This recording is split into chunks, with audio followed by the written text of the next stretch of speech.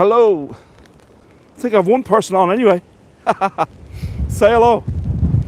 Welcome to Donnybrook, here on the south side of Dublin city. We're not actually in the city, we're in a suburb, but not far from the city, just about 2.5 kilometres from the centre of the city, where the GPO is on Connell Street. And it really is a nice village, more of like a upper crust. Catherine, how are you doing? How's things? Catherine, it looks like it's only you and me. I didn't really advertise this tour. Oh, Bev is on as well. Hi Bev, how are you? So it really doesn't matter how many people are on, because I'm doing these tours for YouTube, and I'm hoping that people will watch the recording of them and subscribe to my channel, because I'm very close to 1,000. I think I'm at 897 subscribers, so I'm looking to get to that 1,000. So really, regardless how many people comes on, I'm not too bothered. Just want to get the numbers up on YouTube.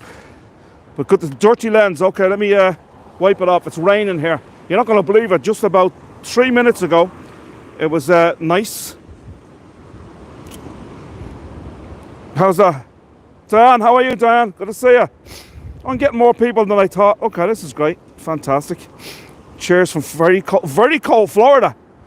I doubt it's as cold as here. How's the lens now, Catherine? Let me know. Is it better? As I say, it is raining. Better. I'll just try and wipe it off again. Okay, I've wiped the rain right now. It's icing here in St. Louis. Yeah, St. Louis is colder this time of year for sure. It is. And Catherine, what's it like where you are? Probably the same as here. Very cold. What's very cold for you, Diane?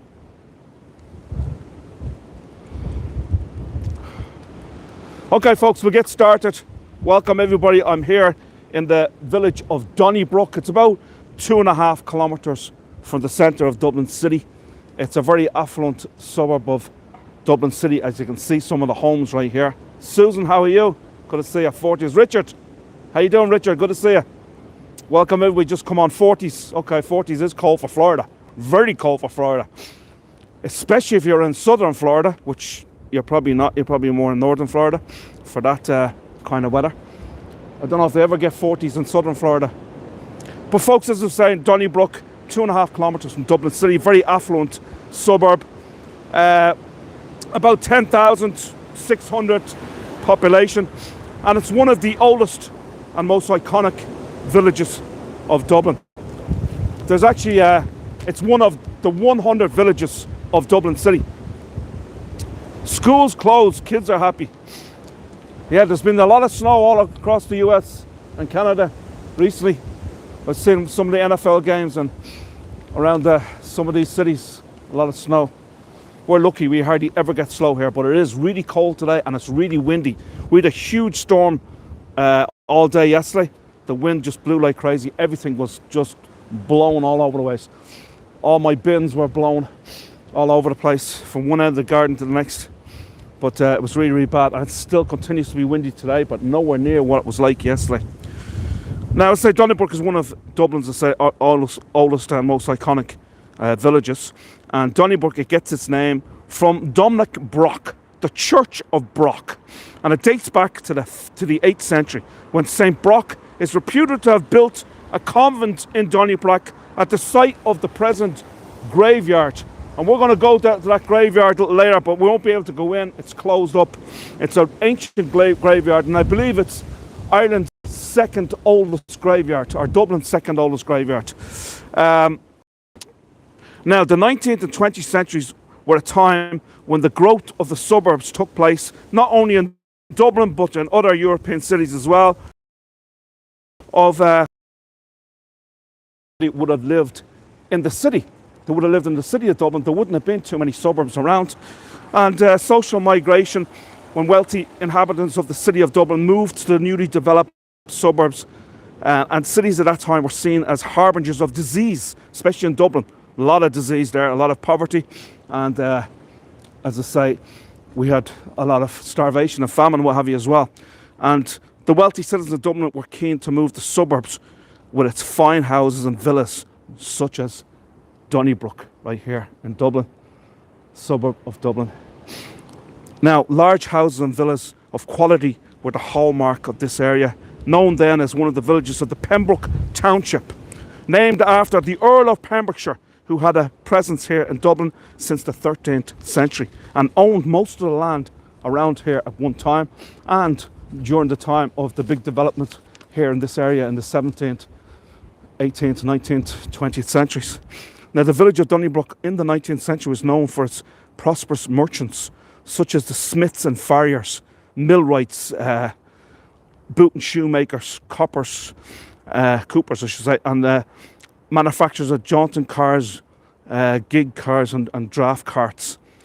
Gig carts, I should say. Now, the Vikings would have been very important, or would have been very prominent in this area in the 9th and 10th century, until the Normans came in the 12th century and defeated the Vikings in battle and then taken this area over. So this would have been part of Norman territory, if you like. All of the south side of Dublin would have been part of the Normans, except for Dublin Castle, which was the British monarchy, and that was the seat of British government in Ireland for over 1200 years.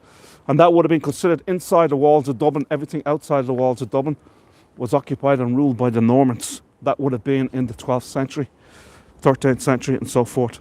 Now, the first electric trams began running through here in 1896, and by 1898 there were 90 electric trams operating in Dublin City, run by the Dublin Tramway Company, whose offices were here in Donnybrook.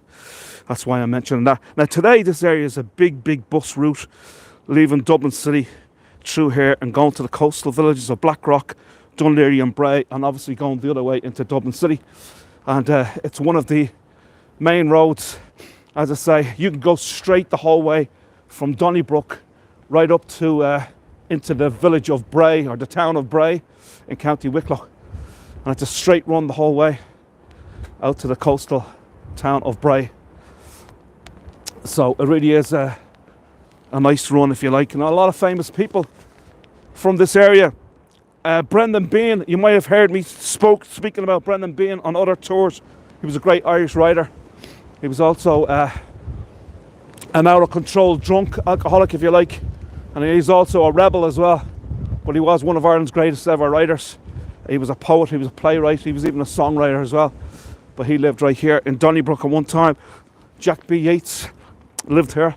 Jack B. Yeats was the brother of William Butler Yeats, the man that won the Nobel Prize for Literature, the first Irishman to do so in 1923. Well, his brother, Jack B. Yeats, that lived here, was a brilliant painter, and his paintings are on display. They actually have an exhibition going on, the Jack B. Yeats, in the National Gallery in Ireland. He was a fabulous painter, as was William Butler Yeats' father, John Butler Yeats. He was also a great artist. Sir Ernest Shackleton. Yes, that's Shackleton. He was an Irishman.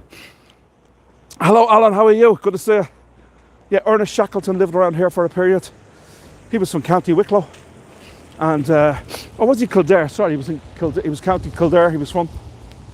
And, of course, the Arctic explorer, Ernest Shackleton, lived around here too. John Dunlop, the man that founded the pneumatic tyre manufacturers, he lived around here as well. Even Marconi lived around here for a while.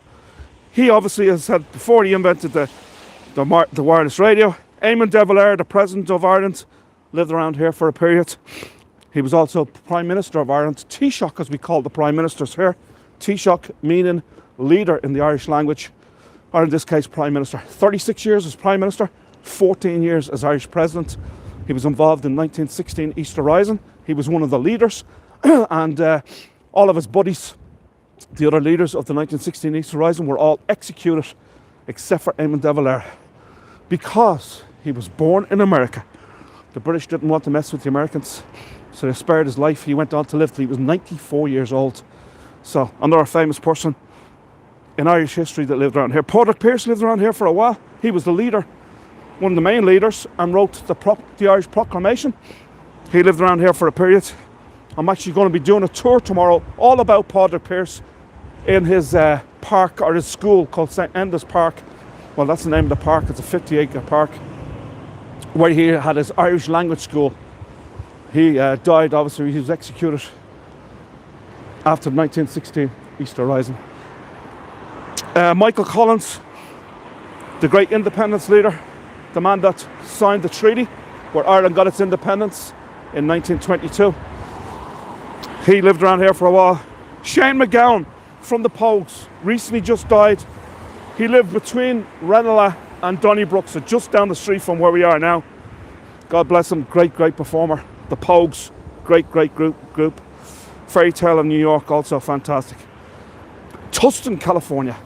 Central Florida is where Diane's from. Central Florida. Very good. Talk to me, folks. I hope you're all still listening and everything's good. Patrick Kavanagh, the great poet, Irish poet, lived around here also for a period of time.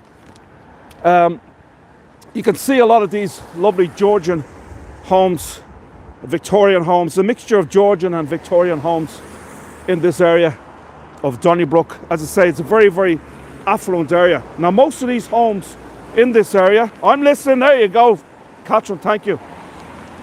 Most of the homes around this area were built, the homes in Donnybrook, in fact, many of the older Dublin suburbs were built by the Crampton family, so the Crampton Company. The Cramptons were one of the great builders of Dublin, the olden day builders, if you like. And this company, it dates back to 1879 when George J. Crampton founded it. And these homes were built here on this street. This is Morehampton Road, between 1909 and 1929. And the Cramptons also built some of the most iconic buildings in Dublin, including the UCD building, University College Dublin building, which is now the National Concert Hall, the US Embassy, which is in Ballsbridge, and the International Financial Services Centre. So they're doing more commercial work now, but back in the day, this company, the Cramptons, would have been very much more residential homes that they built. Now, the Crampton built houses to a very high standard, and they're known for their workmanship, and they continue to be in high demand as family homes, these homes here. Now, after about 150 years, the Cramptons are still one of the leading builders in Ireland today, and they mostly build, as I say, commercial buildings at this point in time. This is Morehampton Road. This is the road I was just mentioning to you, where there's so many, it's a bus hub, if you like, and there's so many buses to go by here. You'd wait no more than about 2 minutes for a bus either side, going out to the suburbs of Dublin or going into the city of Dublin. There's that many bus routes that run through this road because it is a main road for about 20 miles or so, or 25 kilometres, whatever you like to call it, wherever you are living. So some great side streets with the beautiful, say, Georgian and Victorian homes. Well, Victorian would have been during the Victorian era that these homes around here would have been built. But I love the red bricks. The red bricks are really nice.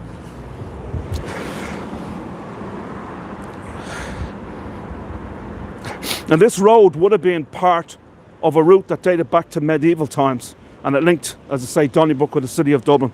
And one of the most prominent residents of Morehampton Road was Cecil French Salkeld.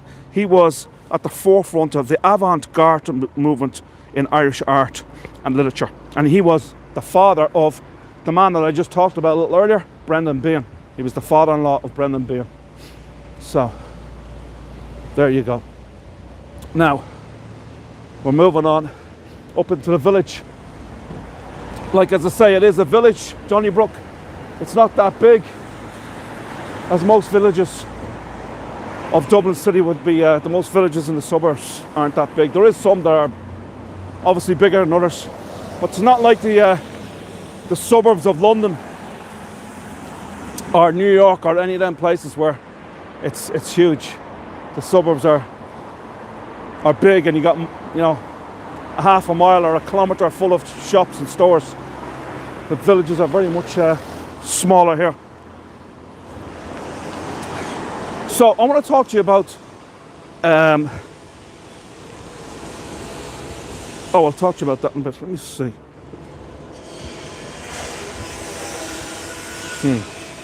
Give me a minute, folks. Gotta readjust here for a second.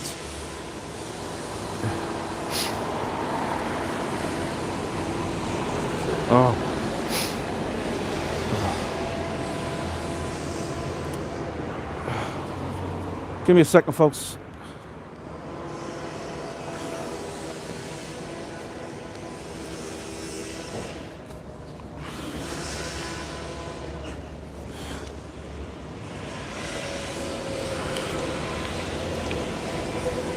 Okay, what I want to talk to you next is about the Donnybrook Fair.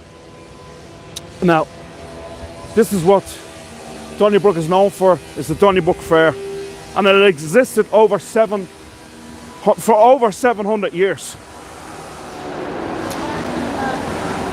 And the Oxford Dictionary describes the name Donnybrook Fair as a scene of uproar or disorder, or a riotous or uproarious meeting, or a heated argument. The meaning of the word arose because of the rough antics. This happens to me every time I do a tour. An ambulance or fire brigade goes by. The meaning of the word arose because of the rough antics associated with the Donnybrook Fair, which is held from medieval times in 1204 until 1866, when it was abolished. Now, the fair traditionally began on the 26th of August and ran for 15 days.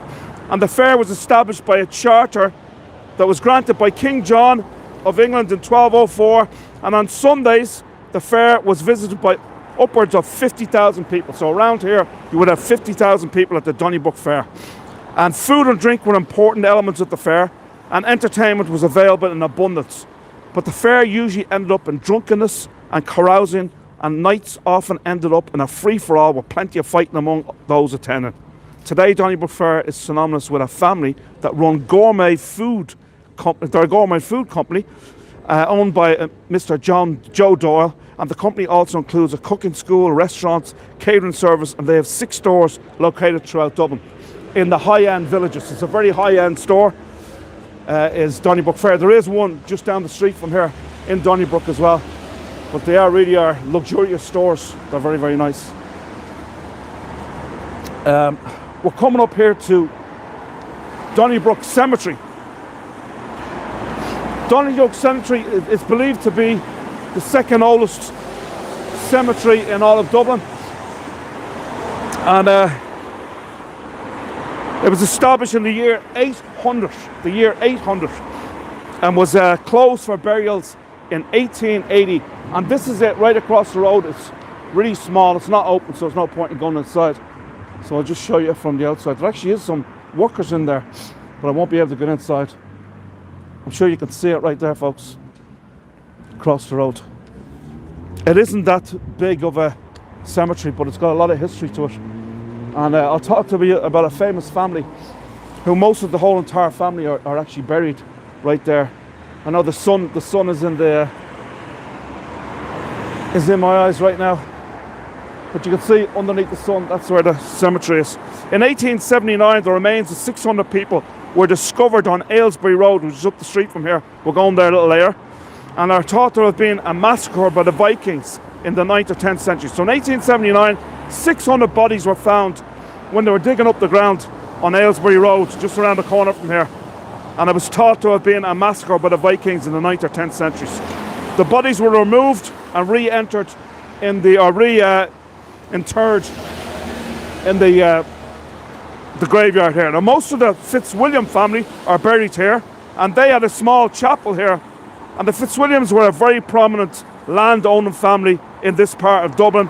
And in fact, many of the streets around Dublin City are named after the Fitzwilliam family, including Fitzwilliam Square, one of the 5 Georgian squares of Dublin. You see across the road, the grey building there is the police station, the Garda station, built in 1931, built also by the Crampton family. Now, the first Fitzwilliam burial here was at the graveyard. The first Fitzwilliam burial here was Sir Richard Fitzwilliam, who died in 1595. As I say, the last one was in 1880. So no more burials at this, but it's full of history. It's very much haunted as well.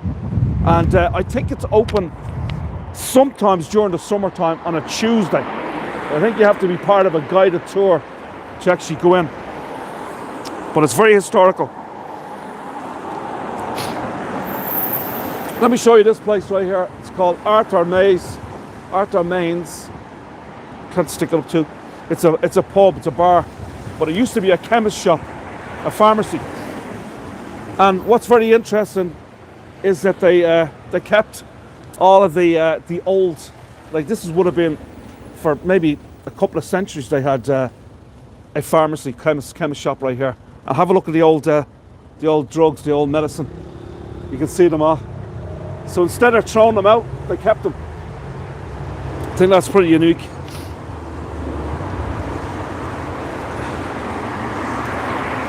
Which one is your favourite? And remember, you get high on all this stuff, so be careful. Can you see well there, folks? The rain has stopped, which is great. If you blink, the weather will change here in Dublin, or in Ireland in general. Toothache, look. Toothache cure. You see that one? There was no Bonjela back then for your toothache. Pretty interesting stuff. We're moving on. I'm going to go to a stadium right here. It's a Bective and Wesley Stadium. Donnybrook Bikes. Stories. Terry, hi Terry. Stories. Whiskey is the cure for all. That's for sure, Terry. Especially Jameson. Good old Irish whiskey. There's a great new Irish whiskey that's been around for probably about a decade or so, which is considered to be very new for Irish standards, because most of the whiskies are been around for couple hundred years. But Teelin's is called, Teelin's whiskey. Very, very good. Now, as I say, my favourite, Teelin's, or Irish whiskey. And you spelt it right as well, Terry, because us Irish, we spell whiskey W-H-I-S-K-E-Y, whereas in Scotland, W-H-I-S-K-Y, no E. They needed to distinguish the two around about the time of the first whiskies. And I think that's the reason why they added an E, or they excluded the E in Scotland. This is Donnybrook Stadium right here. Now all these stadiums, football stadiums, are now named after corporations. So it's called Energia Park, which is the gas and electric board right here in Dublin. One of the electric companies here in Dublin. It's a lovely, lovely stadium. It was founded in 1881 by former students of Bective House Seminary for Young Gentlemen. So Bective Rangers. So their clubhouse is right over here. Bective Rangers. And then on the far end of the stadium, you have Old Wesley Rugby Club. So you have Bective Rangers Rugby Club and Old Wesley Rugby Club right here. It was founded by past pupils of Wesley College in 1891 and have been playing here in Donnybrook Stadium since 1919. Leinster Rugby Club used to play here as well. The province of Leinster, one of the great club teams in Europe, probably the best club team in Europe. Well, not far off it. They've won lots of Heineken Cups. They've won like 4 in the last 10 or 12 years, which is a very, very hard championship to win, because all the best clubs of Europe, rugby clubs of Europe, are playing in it. Anyway, they used to play here. They're now playing a much bigger stadium in RDS for their home ground. They also sometimes have some of their home games in Aviva Stadium, which is a massive, like 53,000 seat stadium, where they play all the rugby international games. Ireland, the 4 provinces, the 6 nations rugby tournament is coming up very shortly at the beginning of February, and hopefully we'll do well in that. We are one of the best rugby teams in the world. We were, before the Rugby World Cup, we were ranked number 1 in the world. I think we're number 2 now, or even number 3. But we didn't do so well in the World Cup. We got beaten in the quarterfinals again. Now, also, this is where I was just talking about the Donnybrook Fair. This is where most of the Donnybrook Fair would have been, all parts of Donnybrook, but a good portion of the fair would have been held right here where the stadium is. There's also got tennis courts here as well. And I also have the schools rugby here, the Leinster and Junior Schools rugby take place here in this stadium. Now there's also, I remember back in the day, we used to go to Bective Rangers, because it used to be a nightclub, so to speak. There was a pub, a bar in here, and it'd be open until very late as a nightclub and a dance, you know. This would have been the early 80s, late 70s, early 80s that I used to come. And also, well, Old Wesley also had a nightclub in there as well. So a dance, you know, a dance, music and some drink. It was great crack. Crack, Irish language, means fun. I know most of you already know about that. I've mentioned it so many times before. C-R-A-I-C, no relation to that dangerous drug, crack cocaine. Crack in the Irish language is the Irish language for fun. So we'd have great crack in nights here in Bective Rangers Rugby Club and also Old Wesley Rugby Club. We're going to leave here, the stadium right now, and show you a few other places of interest.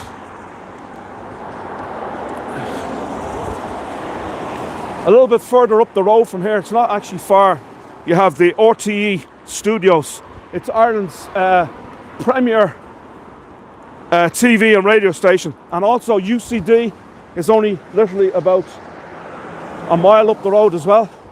And UCD is Ireland's by far the biggest university in Ireland, 38,000 students. It's only about a mile up the road, kilometre and a half.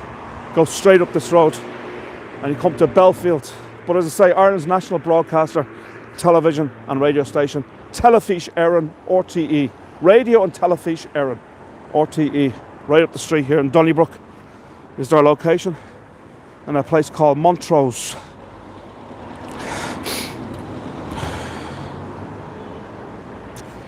So let me just show you this place right here.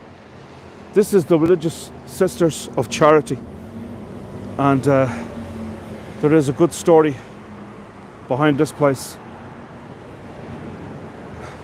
So the Religious Sisters of Charity were founded by an Irish lady. She was originally from Cork. They're all over the world, the Religious Sisters of Charity, but they were founded right here in Dublin. Mary Aikenhead, Mother Mary Aikenhead, if you like. She was born in Cork in 1787. She was the founder of the Catholic Religious Institute, the Religious Sisters of Charity, and the St Vincent's Hospital in Dublin. And during her lifetime, she set up the Sisters of Charity at 13 locations in Ireland and across the world, including one in Australia. For the last 30 years of her life, Mary was on an invalid, and yet she still managed to run the Sisters of Charity throughout the world. She died in 1858 at the age of 71 and is known for her great work for the poor and the sick through her charity all across the world. This house was built in 1798, and in 1837 Mother Mary Aikenhead bought it for the Irish Sisters of Charity. So it would have been the early 1800s that she founded the Irish Sisters of Charity. And you might know some locations because they are all across the world. So there's still a convent here to this very day, and they also have their own graveyard here as well. And I think the graveyard here might be an extension of the Donnybrook graveyard. So a lot of the nuns, a lot of the clergy, the nuns would be buried there, because some of these nuns would spend, you know, most of their adult lives in these convents. St Mary's Convent, as this is here. Mary Aikenhead. Mary Aikenhead Services, Mary Aikenhead House, Religious Sisters of Charity. Now we're moving on.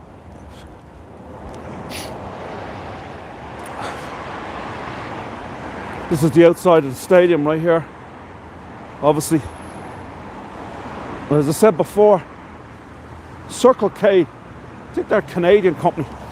They've after coming into Ireland over the last maybe 6 or 7 years, and they bought up all the gas stations, all the service stations as we call them here, petrol stations, service centres, gas stations, whatever you like to call them, and they took over, I'd say, probably more than half of the petrol stations throughout Ireland, and they're probably very prominent in the UK as well. I'm not too sure, but they're a big organisation.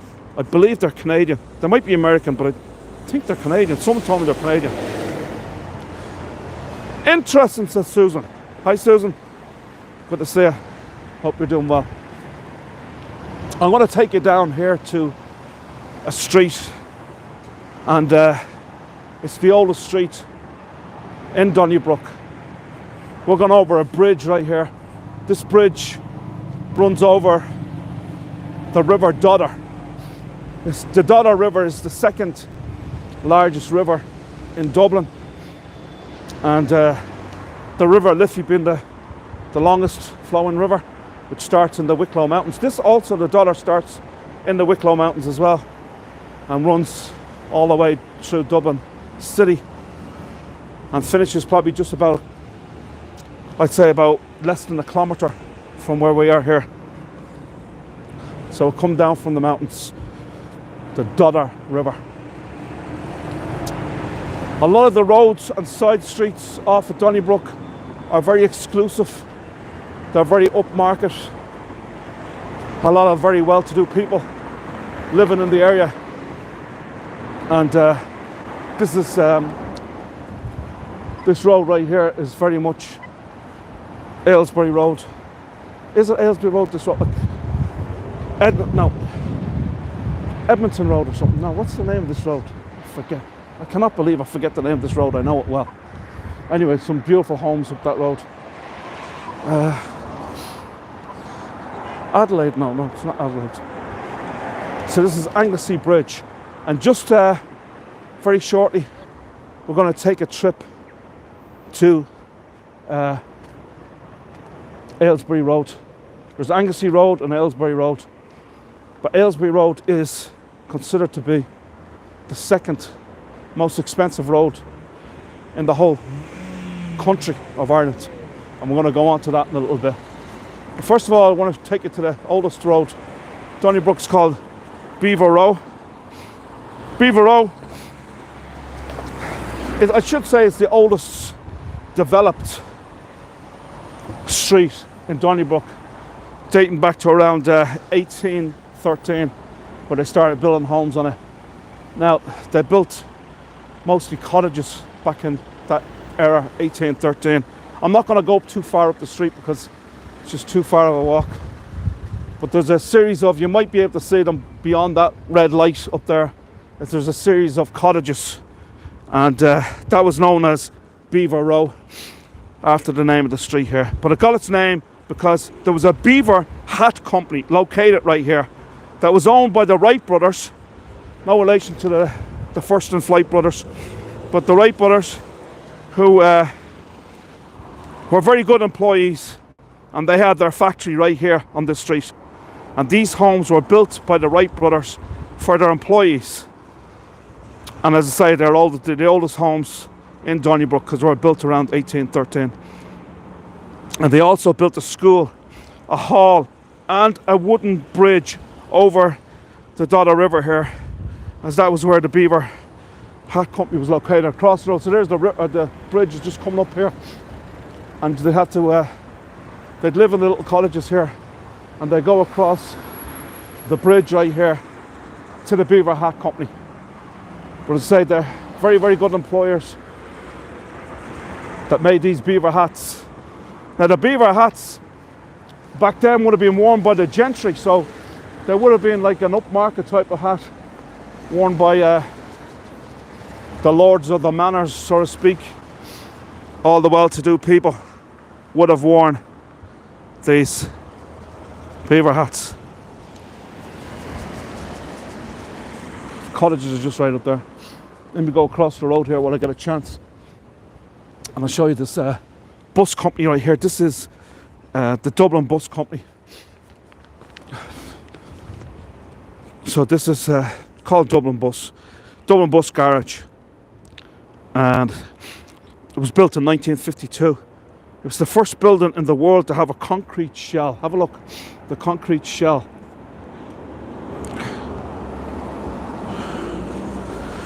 Concrete shell roof, and it was lit by natural light from one end to the other, designed by Michael Scott. So there's a bus coming out. So Dublin Bus depot. It's not the only depot. There is a lot of different depots here in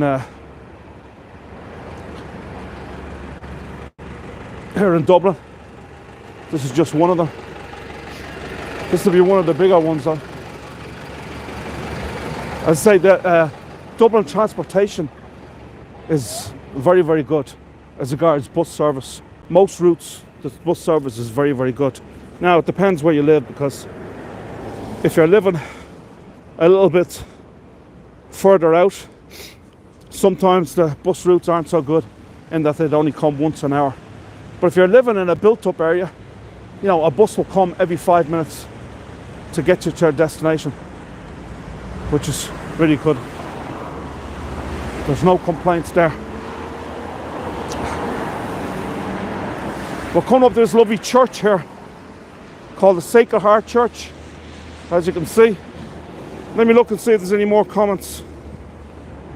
Circle K, it's a US firm. Okay, Susan, thanks for that.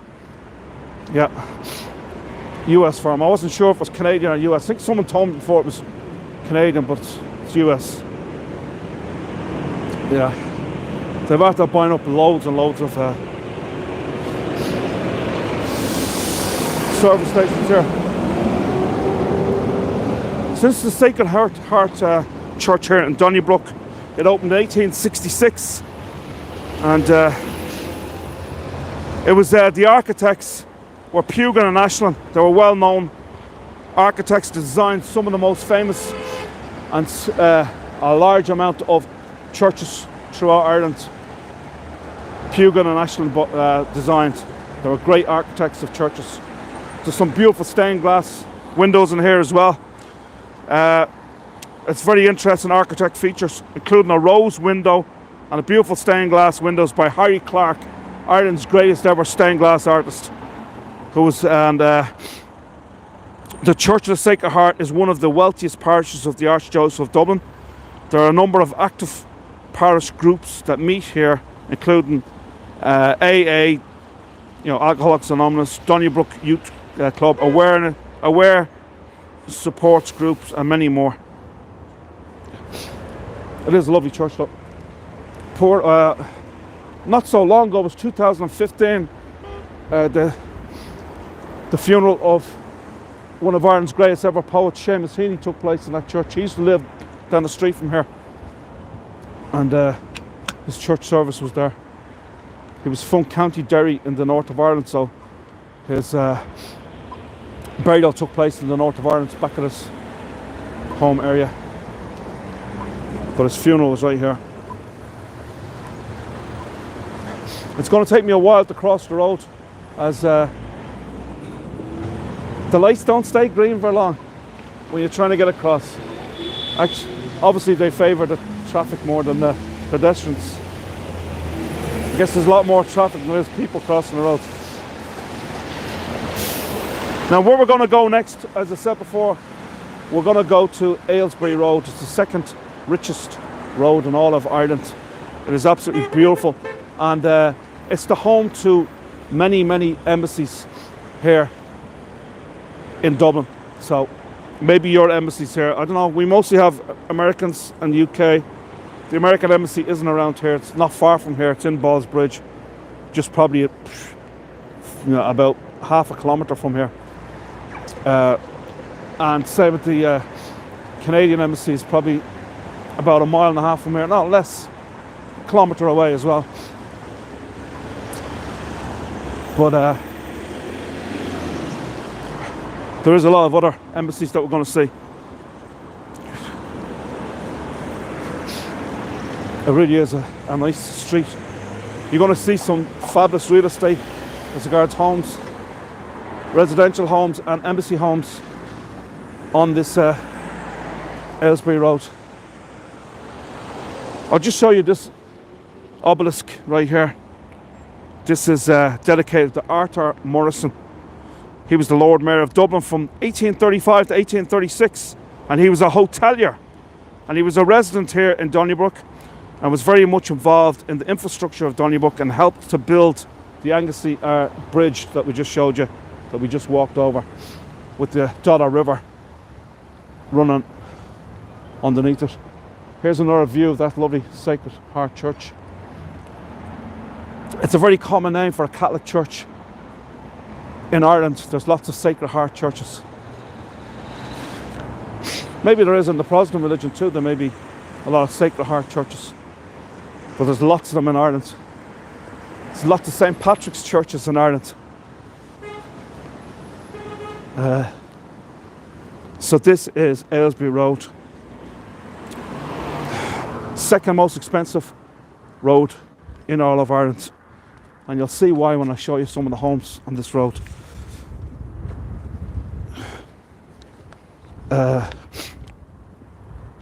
It's named after Aylesbury Road, named after the Marquis of Aylesbury, who was the son-in-law of the Earl of Pembroke.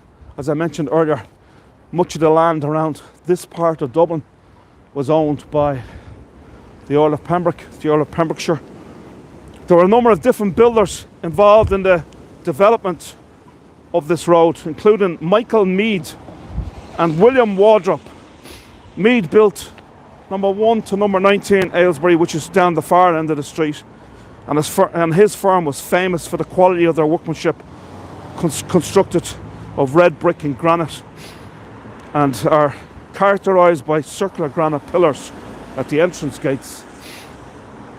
In 1900, these homes cost 1,000. Today, every one of these homes will be at least probably 2-3 million and upwards. Like this one right here probably costs about 5-6 million. Homes here, the real estate here is through the roof, costs an absolute fortune.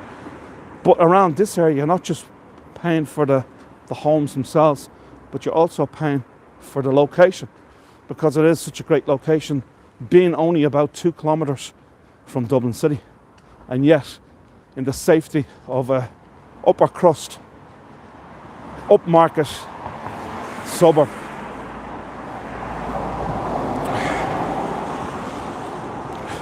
I'm going to show you this home right here, and you're not going to believe how much it went for. I'll show it to you when we get in. Now, these are just the regular houses, but you'd still have lawyers and doctors and well-to-do people living on this side right here. You'll see most of the red brick Victorian style homes. They're absolutely beautiful. Probably 5-6 million plus for them homes. But lots of these, as I said before, are not just homes, but they're embassies.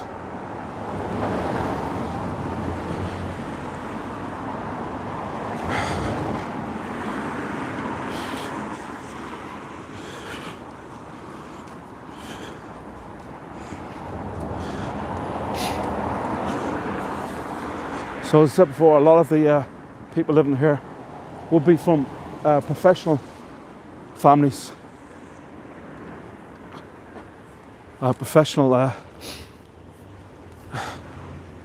like your doctors, accountants, lawyers, and other kind of businessmen.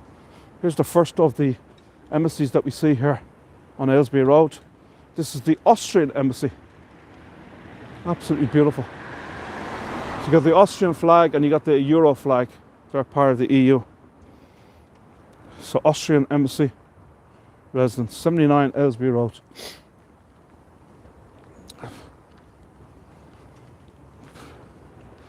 Coming up here, you have, it's not an embassy, but it's actually the residence of the Russian ambassador to Dublin. Don't think he's that popular these days. Here in Dublin, there was I did this tour on the Hago platform several times, maybe 2 or 3 times anyway, and 3 or 4 times, I can't remember. But I remember coming by here when Russia first invaded Ukraine. There was a police presence, 24-hour guard presence on this home right here, because it is the Russian ambassador's home. They better not see me. They're probably looking at me on the camera. They'll probably shoot me from the roof. I've got to be careful. Another embassy right here.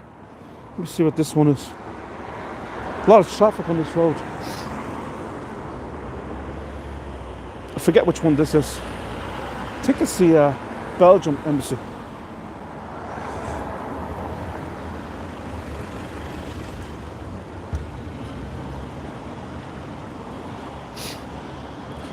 Norwegian embassy. So there's a Norwegian embassy. Norwegian flag right there.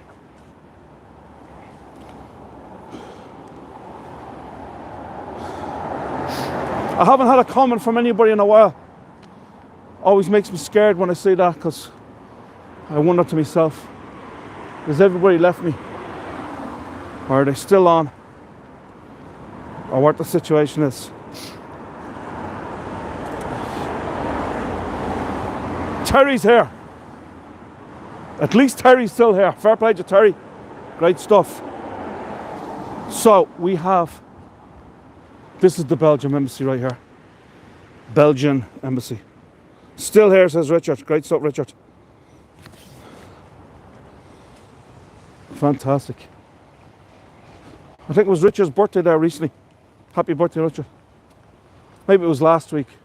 I think I've seen it on Facebook.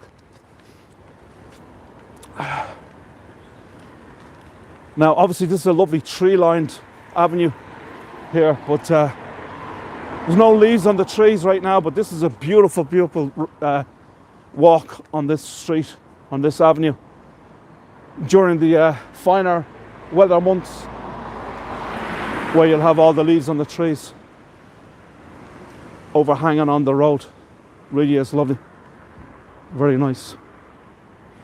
We're coming up to this house I want to show you here. It's number 73 Aylesbury Road. The front of it's on Aylesbury Road, and this side of it is on Shrewsbury Road.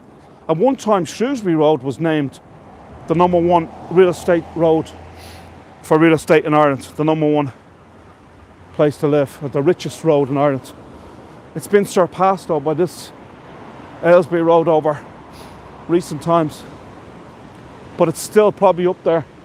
Maybe the 4th richest road in Ireland is this one, Shrewsbury Road. Susan's still here as well. Great stuff, Susan. So this home right here, it's absolutely beautiful. I'll show it you from different angles. Normally you can't see too much of it because there'll be a lot of trees. When the leaves are on the trees, you can't see it too well. It's called Khalid, number 73. So it cost 14 million pound or euros. 14 million euros. The most expensive home in Ireland. This was in 2021. 7 bedrooms, built in 1913. This home was, and their homes. As I say, this would be. I'm not sure who owns this home, but I'm sure it's a professional of some kind, businessman, or maybe a drug dealer. No, probably not. It'd be too noticeable if it was a drug dealer.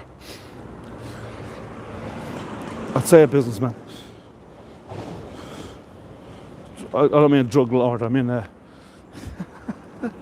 drug lord, I mean, not a drug dealer. The kingpin. No, be a businessman. 14 million, that's a hefty whack, it is, Richard. 14 million. I'll give you another look at it from a different angle. It really is beautiful. I say 7 bedrooms. Thank you, Alan, appreciate it. But you're paying for location as well. So it's not always the size of the house, but it's also the location you're in. As I say, this is really nice. Now we're coming up to a really spectacular building over here. It's this grey building to my right. And this is the French ambassador's residence. Not the embassy, but the residence. Really spectacular. And in it was built in 1930, and it was required by the French government. Sorry, it was built in 1885, but in 1930 it was required by the French government, and it was the French embassy at one time up until 2015, and now it's the French ambassador's residence. So it used to be the French embassy, but now it's the French ambassador's residence. Well, what a lovely home he lives in. The French embassy is actually on Merrion Square. I do a tour there as well. I actually have a tour business that's located right there in Merrion Square, one of the 5 Georgian squares of Dublin. But there you go, the French I guess any of the dignitaries that come over from France, they get a chance to stay there. You see the French flag right there and the Euro flag. Beautiful building, absolutely. We got many other embassies here. I'm going to finish up here in a couple of minutes. We've gone 50 minutes. But we got the Chinese embassy coming up here. Now I'm a little bit afraid. You see the Chinese flag right there? I'm a little bit afraid of pointing my camera into this building, because look at the cameras they have outside. See the cameras outside? I'm going to put this lower. They might shoot me from the bedroom window or something. Yeah, there's cameras all over here. This Chinese embassy just can't. I'm afraid to even stick my hand in. Yeah. Sorry. Cameras all over it, man. All over the Chinese embassy. They're everywhere. I've seen about 10 of them already just outside the gate. I don't see that with any of the other embassies except for the Chinese. Now, they weren't here previously when I walked by here before. I'm noticing, look, 1, 2, 3, 4, 5, 6, 7, 8, about 10. Wow, that's security for you. I think this is the Lithuanian embassy right here.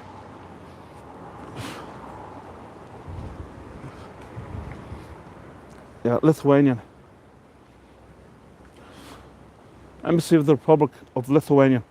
Lithuanians are probably about the 5th biggest immigrants in Ireland at the moment. There's a huge community of Lithuanians living in Ireland. But we're coming up right here to the Polish embassy, and they actually have 2 buildings either side of the road here on Aylesbury Road. And you might ask why that is. Well, because the Polish are the largest immigrant community in Ireland. Now, there used to be even bigger community. There used to be even a bigger community before COVID.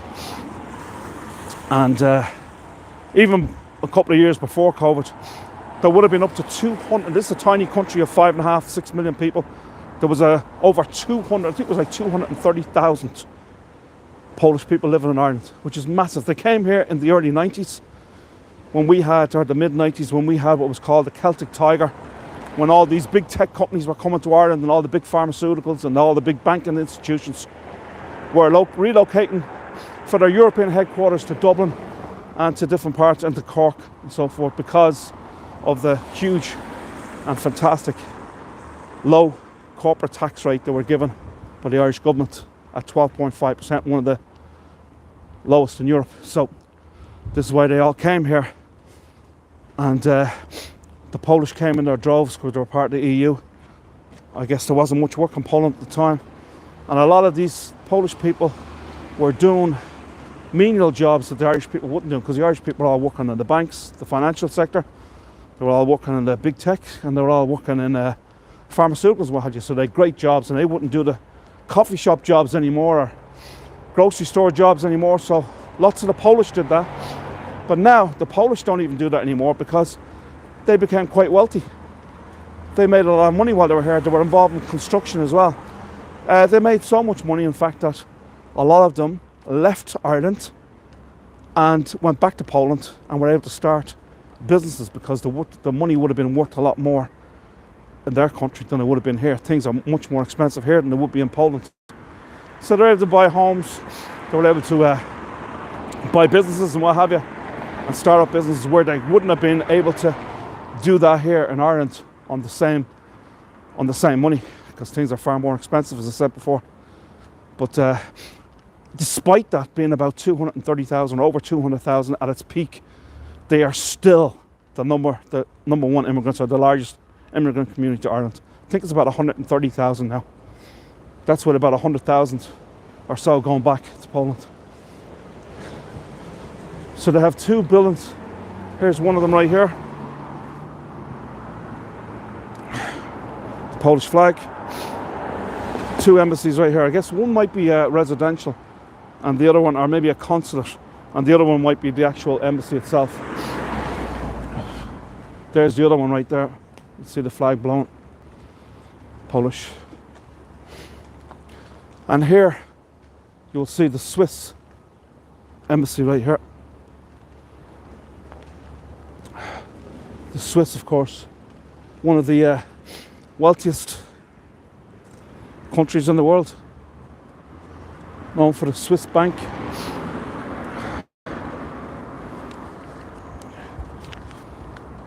There is some other embassies around here. You have, well, I showed you that, the Austrian embassy, I showed you that. There's an Argentinian embassy, the Estonian embassy, Pakistan embassy as well. But there's a continuation of this road. And actually the Spanish embassy is right there on the corner. On the next road is actually a continuation of Aylesbury Road. You go past Merrion Road, the main street. So that's about all I got for you folks. I hope you enjoyed the tour today. If you did enjoy it, paranoid, yes, Susan, there. I guess that was about the Chinese one, yeah. Couldn't believe the amount of cameras I've seen outside. I'm sure they have me on camera. They'd be wondering what happened. I'll be on the nightly news in China tonight. They'll be wondering, who is this fella taking pictures of the Chinese embassy in Dublin? We must exterminate him. But yeah, I hope you enjoyed the tour today, folks. Thanks very much for coming on. I really appreciate it. If you wish to leave me or buy me a coffee, I'm a big coffee drinker. So that means you might want to buy me two if you wish. Or I got my PayPal on my PayPal link in the description there of this tour. Thank you, Terry. So if you wish to leave it, and more importantly, if you have not already subscribed to my channel, please do so. I think I'm at 897 or something. So I'm getting very close to 1,000, a little over 100 left. For the 1,000 where I can monetize my channel. So if you wish, if you haven't already, please subscribe to my channel. And also, if you wanted to, if you know anybody or any of your friends or family members that wish to come to Dublin or wish to come to Ireland, they've got like 180 tours on my YouTube channel. And maybe you could send the link to my channel or share my channel using the link to your friends and family. That way they can see some of the tours of Dublin, and I have other tours around the country as well on there. And that way they can subscribe also. That would be really great. Thanks, Catherine. Thanks, Richard. Thank you, everybody. Slán greva míle mágo. Thanks very much, folks. I've got my hat on. It's pretty cold out today. But the sun came back out, which is great. Fantastic. Oh, tomorrow. If you're on tomorrow, I'm actually going to... Tomorrow... Thanks, Susan. I'm going to, tomorrow, St Enda's Park. And St Enda's Park is where Padraig Pearse, one of the leaders of the 1916 Easter Rising, had his... he had his Irish school there. School for boys, teaching in the Irish language. And it's a beautiful park, about 50 acres. It's full of just absolutely beautiful ornaments and statues and monuments and what have you. A lovely little river running through the park as well. And there's actually a museum there dedicated to Padraig Pearse. He was he wrote the Irish Proclamation. That's the Spanish embassy right there across the road. Yeah, he wrote the Irish Proclamation. And it should be a great tour. I did it once on Hago. Only got a chance to do it one time. It was later on in the days of Hago, so I wasn't able to do it again. But it is a fabulous. You'll really enjoy that tour. Padraig Pearse is one of the great people in Irish politics and Irish history. A real patriot, a great man that died and sacrificed his life at the age of 36 for his country of Ireland. So hope you can come by and watch that tour for tomorrow. And then on Wednesday, I'm going to the beautiful... Hey, Jimmy! There's my buddy Jimmy there, look! Good to see you, Jimmy. Are you busy? I'm live, young fella. Say hello to Jimmy, folks. It's one of my best buddies right there. Fantastic guy. He's a brilliant athlete. He's a taxi driver. But just in his recent years, he's been a taxi driver. He was in business before, but he's taken it easy. He only works when he wants to now. And great athlete, brilliant soccer player, great golfer, one of Ireland's greatest squash players ever. He's still ranked probably number 1 or 2 in over 50 division, and he's 62. Yeah, just a fabulous athlete, but a great person too. Fantastic guy, Jimmy Carroll. So there you go.